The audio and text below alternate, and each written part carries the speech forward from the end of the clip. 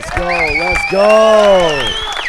We are back. Karate Combat presents Pit Submission Series, and it's been a disruptor here. Everyone absolutely loves the Pit format. It is the perfect stage for grappling. And right here, we got 3 awesome matches for you that are going to be on Thursday. You won't want to miss it, free on YouTube. So starting with, we got your main event, Lucas Barboza versus AJ Agazam.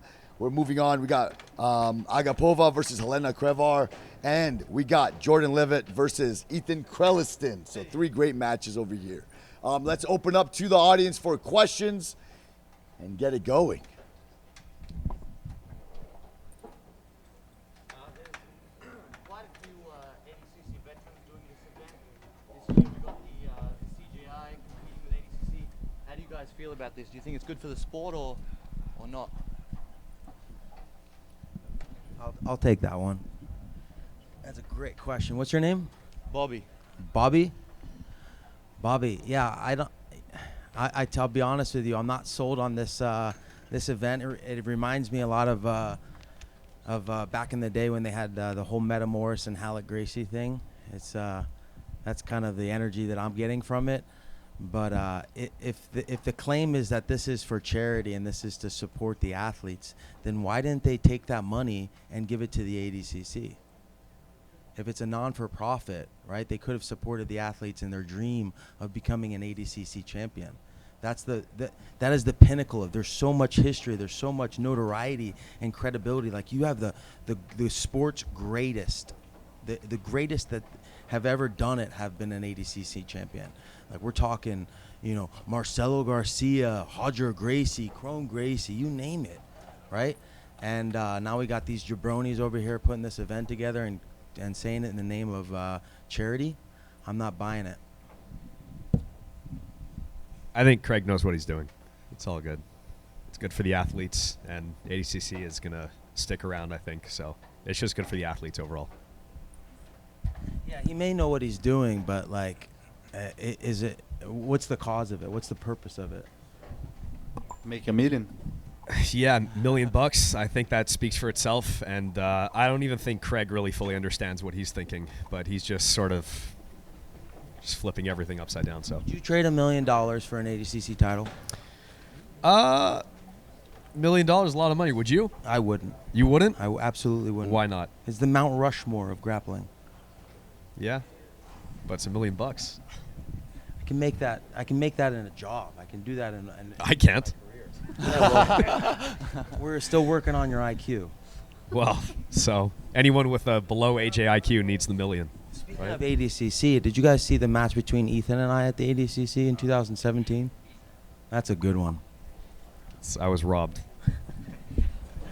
Speaking of his IQ in that match, any regrets on that one?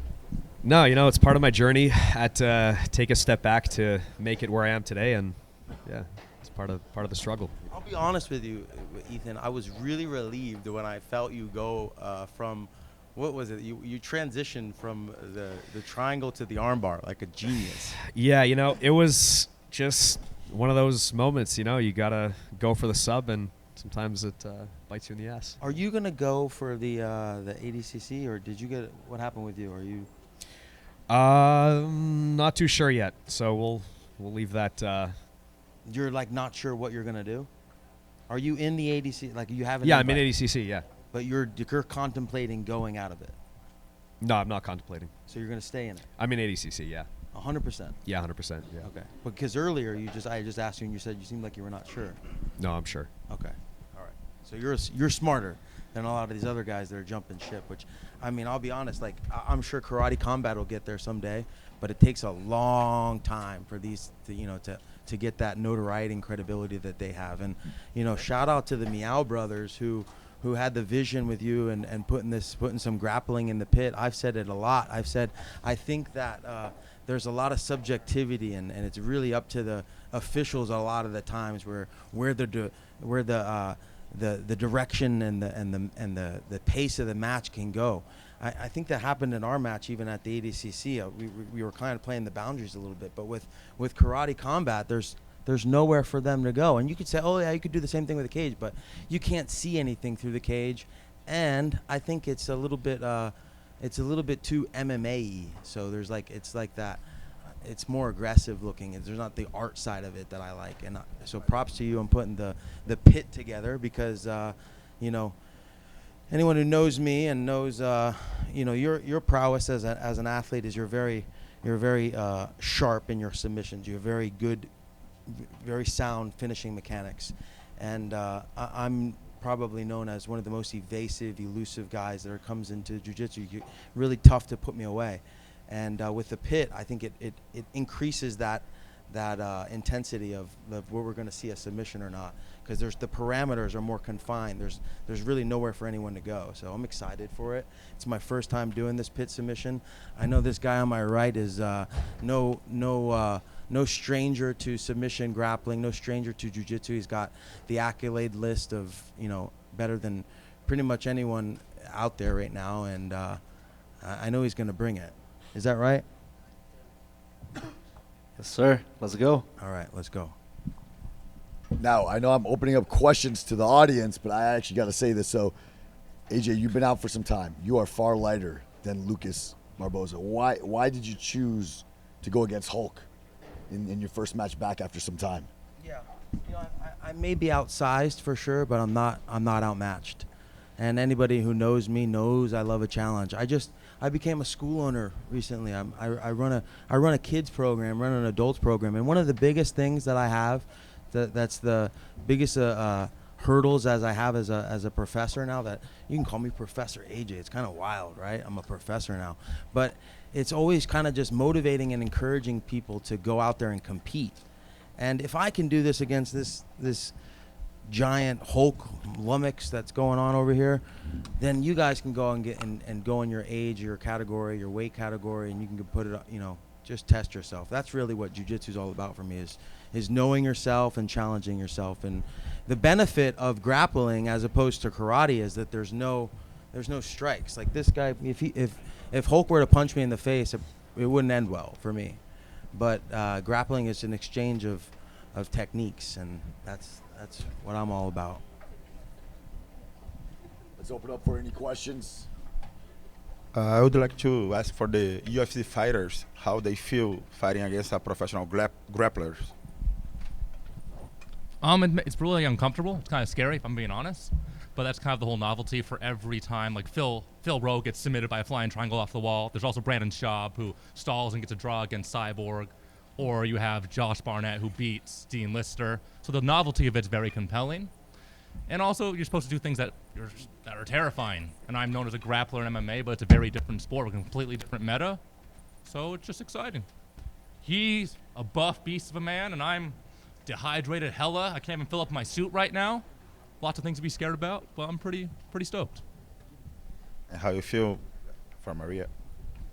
I feel it's something new for me because, like, I got submitted twice. My last 2 UFC fight, I got submitted, and I was really pissed. I was focused on jiu-jitsu. I started doing jiu-jitsu in gi, and also I want to start competing to make my jiu-jitsu even better. And this girl, she do straight jiu-jitsu, and that's exciting experience. Like, I can't wait for this fight because I was working on my jiu-jitsu a lot because I really want to improve it after I've been submitted on my last 2 UFC fights. You know, I never want to be submitted again, so that's why I'm here to get better my jiu-jitsu and get new experience.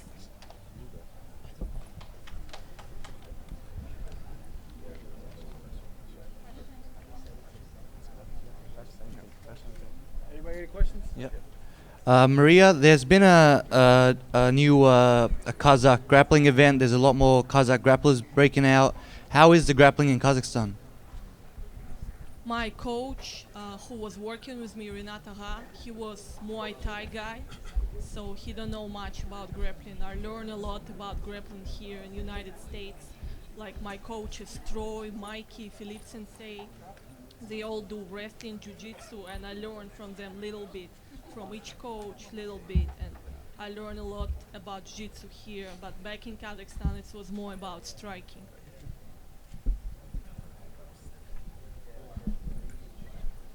Helena, you're only 17 years old taking on a UFC fighter. Is that at all intimidating to you? Yeah, so it's my first time in a competition competing against a UFC fighter. I've trained with a good number of them, but really it doesn't matter to me who the opponent is. I've competed against many black belts in jiu-jitsu, maybe some MMA fighters, but definitely it's going to be a great experience for me competing against a UFC fighter. So really doesn't really matter to me, you know, what kind of accolades the athlete has. I'm just like down to compete and put a show on for everyone.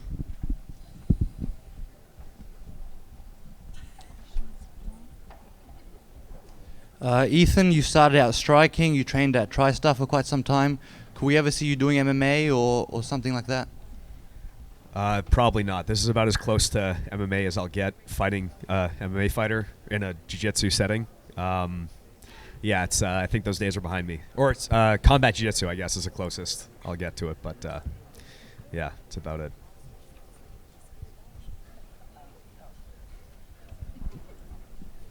For Lucas, how do you plan to use do you plan to use the pit to your advantage? How are you planning on using the pit, and is that going to be, you know, different for you? Not sure yet, but I was looking around and trying to picture my picture over there. You know, I know this is it's pretty interesting spot to be in. Fighting AJ is going to be also really interesting because just, you know, he goes for it. He's, you know, and that's the thing about fighting him that's going to be exciting. And I believe that whatever the fight goes over there, we're going to figure out something and try to bring it, you know, bring the show.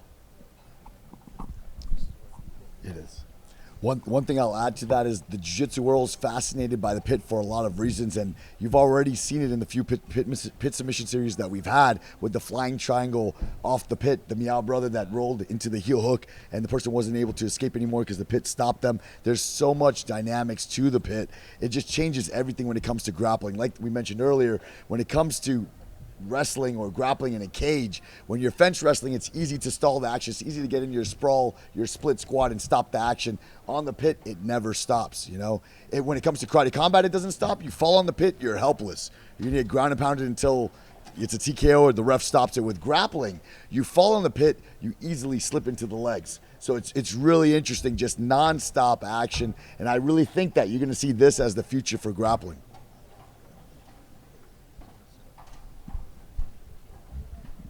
Got anything else before we get to sit-ups? I have a question for Lucas. He said that he was picturing his victory. I'm just curious of what that exactly looks like. No. We're gonna see on Thursday. Go on, give us a little teaser. Like, what are you gonna go for? I don't know. Maybe. I don't know how you want to be submitted. Yeah. You know, I go for it. Are you gonna throw the kitchen sink at me? Try what? Throw the kitchen sink is an English phrase that we have in America. Yeah. That means you're going to go for it all. You're going to throw everything at me. Vai com tudo. Vai com tudo. Yeah, probably. You know, like in my fights, I pretty much let it's just on the flow. Whatever I see the submission, I go for it. But usually I try to torture my opponents, and it's not a good spot for them to be. And yeah. And so you're going to try to torture me? Yeah, that's pretty much where you're going to be, man. I'm sorry. Yeah, I can see you possibly torturing me with your weight advantage. By the way, for those of you who don't know, he's got this, it's a YouTube show, isn't it? Is it a YouTube, Instagram show you have about eating? Yeah, so if you're wondering why he's so heavy, he actually has a food show where he just makes food all day long. So he may not have the best gas tank, and he may not, you know, be the same lightest as me, but he's definitely heavy. Are you worried about your cardio at all? I'm 84 right now. 84 kilos? 84. What do you have to be? What's the sign?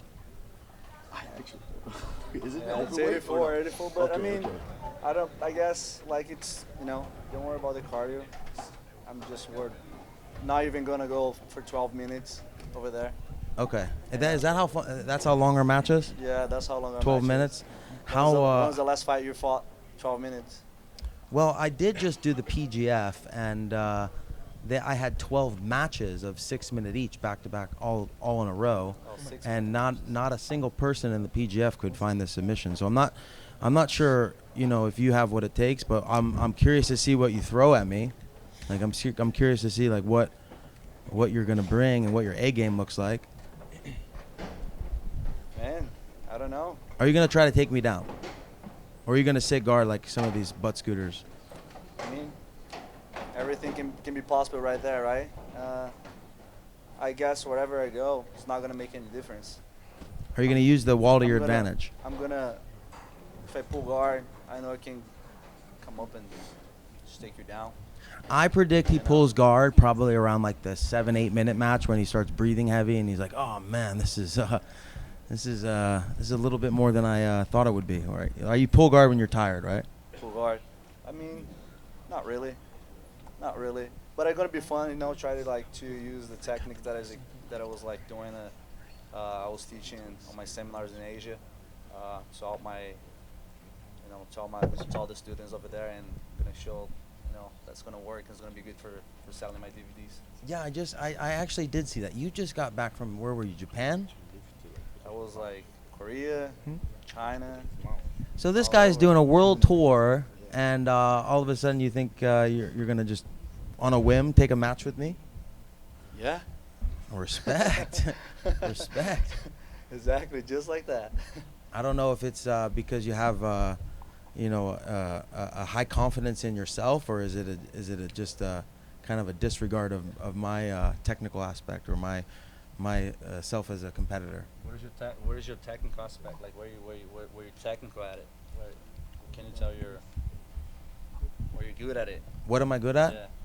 I guess I'll give you the same answer that you gave me. We'll see on Thursday. Yes. Huh? Let's go. I guess we don't even know what you're gonna do, but I know we're gonna go for it. We're gonna go for it. That's one thing I do respect about you, Lucas, is that you this- do go like, for it. You see, like this, he has actually really good highlights on YouTube. You know, fighting with huge guys. Like I still know that like he fought in England with this Jack dude, and man, he went for it. I know, props to this guy. He goes for it. He has no fear with anyone, and this is what he fought Wagner Rocha too, a guy who, you know, kicked me on the eye. Hey, That guy's a scumbag. Why are you even gonna bring up that guy's name? I mean, because he's pretty tough. He's tough, but he's a scumbag. I mean, I see it's like the fight is a fight, you know. Yeah. I am who I am, but you know what happened. I'm bringing the name because There's a lot. When it comes to his name, and a lot of people get scared of fighting Wagner, and you fought him, and you didn't get scared at it. You just they're scared of him because he's a scumbag, not because of his talent. Can I ask my opponent something? Yes, please. Where did the twerking come from? Honestly, it started off as a bet from the bros. Like, I bet you wouldn't twerk after you knock somebody out. And Damn. then so I did it, and it's kind of become my signature, and it's kind of unfortunate trying to do that heel turn, you know. But yeah, Wow. it gets the likes on social media. It's stupid. What you were saying before about like your fear facing a grappler, like, do you understand how scary it is for me to face someone who's going to twerk if they beat me? Do you understand how high the stakes are for me right now?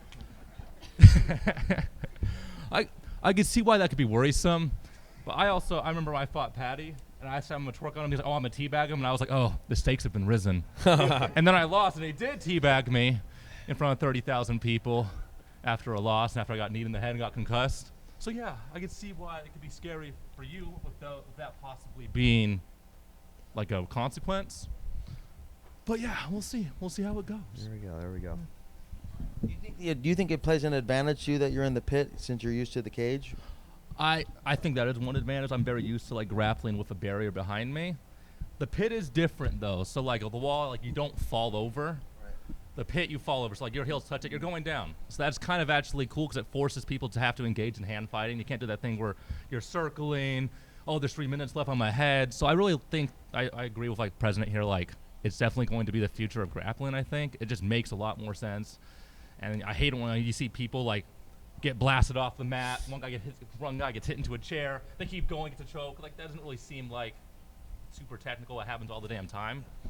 So yeah, I'm super excited about it. One of the most comical things in grappling is the resets. Like the referee's trying to reset the position from where it was to where, and then they put it back in the middle, and it's never the same.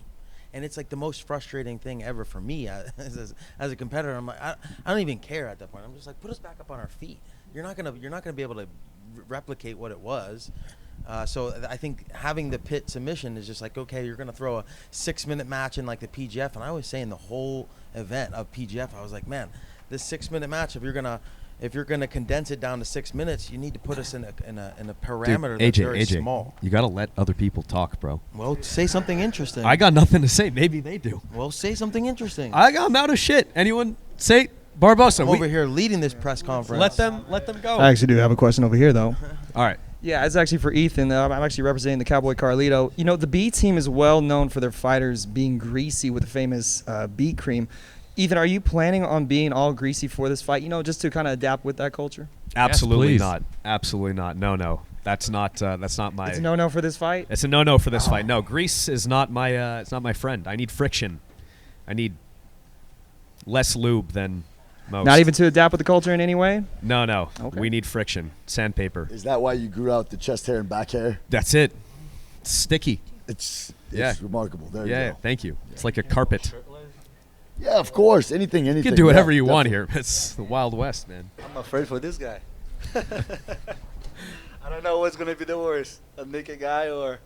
How's your chest hair looking, Barbosa? How's your chest hair going? It's looking good. It's looking good, yeah. Oh, look at that.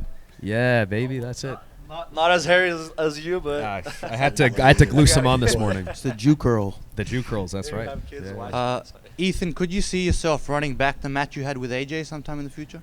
Yeah, absolutely. Absolutely. How do you think that would go today, AJ? Oh, fuck. What have I done? I asked AJ a question. Here we go. You didn't want me to talk. I didn't, and here we go. I do see us running it back eventually one day. Are you doing ADCC at any point? In 66 or Yeah, 77? Which one are you 66. in? 66. You're in 66? Yeah. What are you walking around at? Like 163-ish. Okay, all right. You could have won either way then. Well, with the way the tournament's looking now, yeah. It's fucking... So it's it's you and your teammate. By the way, like I'm undefeated with the what's your team called? The B team guys. They're him. Well, who's the other guy? Nicky Ryan, Oliver Taza. You guys are 0-3. How do you think a match would go today? What do you think, Mr. Presidente? Well, within 5 minutes, this is a match that I want to see and I'm invested in. Well, for now sure. that the quality of prize money has gone up, I mean, do you think it'll be worth more now than it was back then? A match between us? Yeah. Yeah, for sure. I Yeah. think the whole sport's grown, you know, since, 2017? We had Yeah. that. What do you think in is your Finland. best accomplishment that you've had to date? Best accomplishment? Man, I don't really know. Trials. I got some big W&O wins. I don't really know. Just sort of eyes set on ADCC, you know? There's a Karate lot there, combat. huh? Let's go ahead. The next question over here. All right. Well, I was saying to say that because I wanted to ask Lucas Barbosa what he thinks his best victory is. What he's All right. most proud of. So this one's for Maria. You discussed a difficult situation on your Instagram or publicly. How is it to take a grappling match during this time, and was it at all motivation for you to take the match?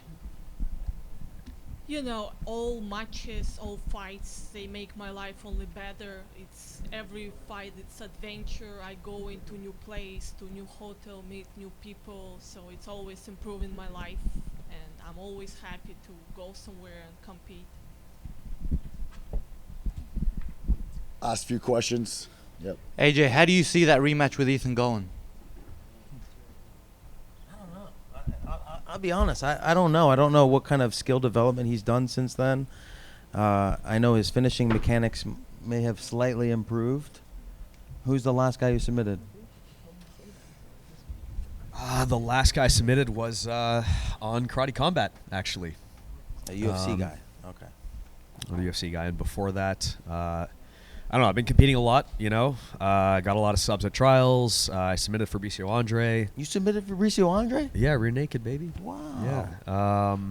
That's pretty impressive. So, yeah, a lot of subs since... Awesome. Last question. Is there anything else before we get to the face-offs? I would like to ask to Elena how she feels. Like she almost competes like every 2 weeks. So how she feel about that fight? Yeah, it feels great. I'm always up to compete, whether it's a super fight or a tournament. I compete very often, and I really like to do that because it gives me experience competing against so many opponents at so many different rule sets and grappling formats. Like competing in the pit, competing in regular jiu-jitsu mats, competing in a cage. I'm always up for different types of rule sets, so that's why I like to compete so much.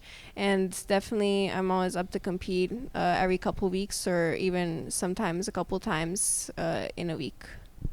Your game change from every rule set, every style of tournament, or you just keep your same strategy for each fight?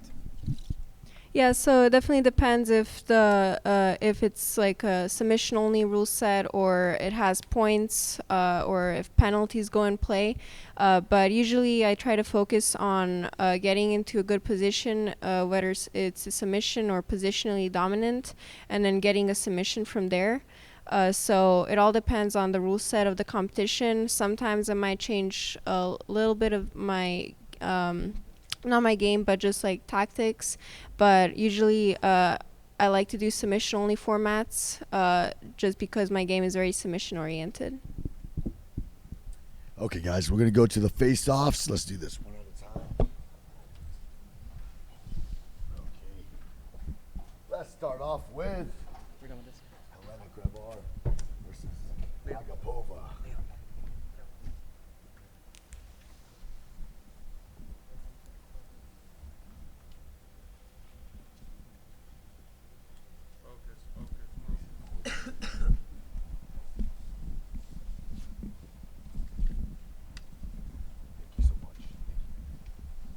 Next up, go ahead. There we go. We got the handshake. Next up, we got Jordan Levitt versus Ethan Krelliston. Let's go. Jesus Christ. Jacked. Small leg. Oh.